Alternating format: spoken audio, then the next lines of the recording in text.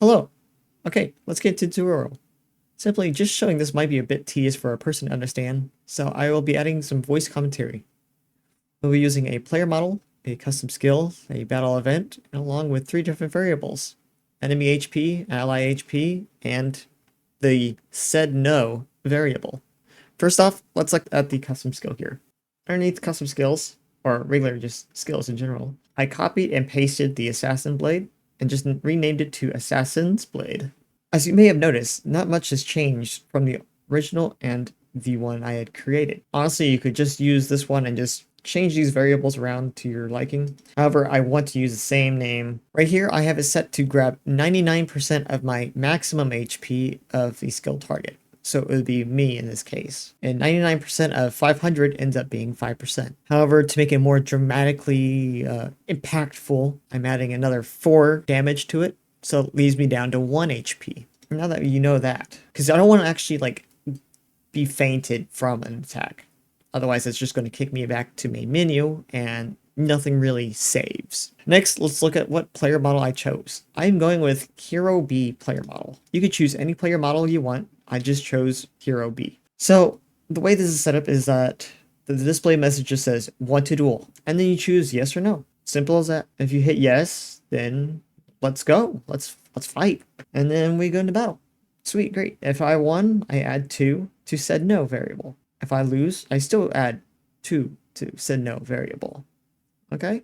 Easy peasy, lemon squeezy. It's not hard. And then all of a sudden, that's it for this. Over here to the when no is selected, this is where it gets a little bit more interesting. We're going to be adding 1 to the said no variable. And then we're going to do some messages here, do whatever you want right here. You can add some sound effects, you add a cinematic, camera view. You could do like one of those montages, do whatever you want. But make sure you just go and execute with the battle again. Okay, not bad. So because I'm only going to be doing this a one-time battle, and I don't want to do it for the next time I find this person, this is where the variable 1 comes in handy. It's just going to be this one-time event. Whenever we execute the battle, you're going to be defeated no matter what. I'm going to be assigning 4 to said no. And then if I win, I'd be assigning 6 to said no. What are these said no's variables, you may ask?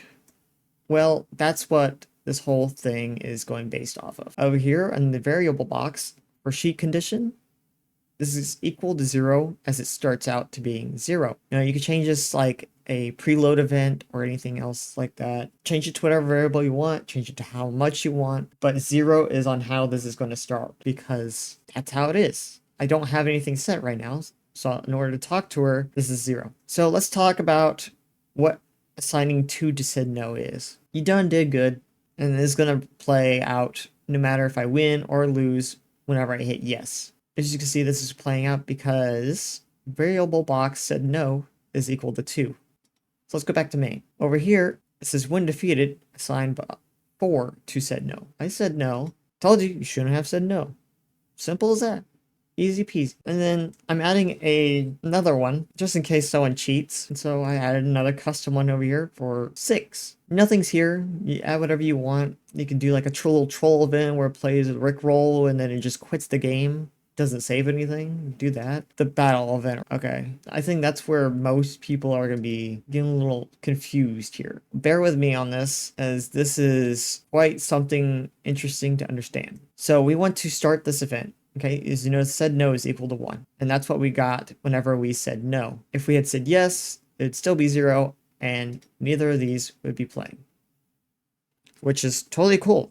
The battle's going to go as normal. I want to start this at the beginning of action. We're going to be checking the monster in battle and make sure the battle actually has Hero B. And if not, then just ignore the rest of these. We're not fighting that. We want to assign number 1 in monsters. In this case, it would be Hero B. And when we assign their HP to enemy HP, because we want to have that constant variable being progressed because we're doing a check right after that. Content of enemy HP is equal to or less than 20, which is about 2 hits for me, really. We're going to be assigning cast first in the party maximum HP, as in this case, the first party member, or my HP in this case. to player HP. And I'm adding like a little message here, like you feel intense power coming, so you heal up. I do a recover reduce battle cast consumption status. Pretty much what I'm doing is I'm recovering player HP, which we pulled from earlier, which is the maximum HP of my HP, and want to use those points for HP of myself. If I took damage, I'm now back at full health before this all plays out for the rest of the way. Then the enemy can say like some nonsense here, or whatever the heck they want. And then we want to set a specific battle action to work. And in this case, it would be the nth and monsters. In this case, it would be the first monster there, which would be Hero B. And want to assign their skill Assassin's Blade, the one that's custom made. Or not custom made, depending on your choice, really. And the target is going to be me. I don't want it to be random in case there's another party member or whatnot. Always going to be me. And the action time is this turn. We don't want it to do a next turn or something else, okay? It needs to be this turn. Right after that, we assign 3 to no. And that's going to kick this event sheet to the next page. And it'll be at the end of action. Not the beginning, but at the end. So that way, Assassin's Blade, play through all the way, and then it will terminate battle forcibly. And as we all know, we were defeated because it's terminating forcibly. And now it's going to be assigning 4 to said no. So if we play this one more time,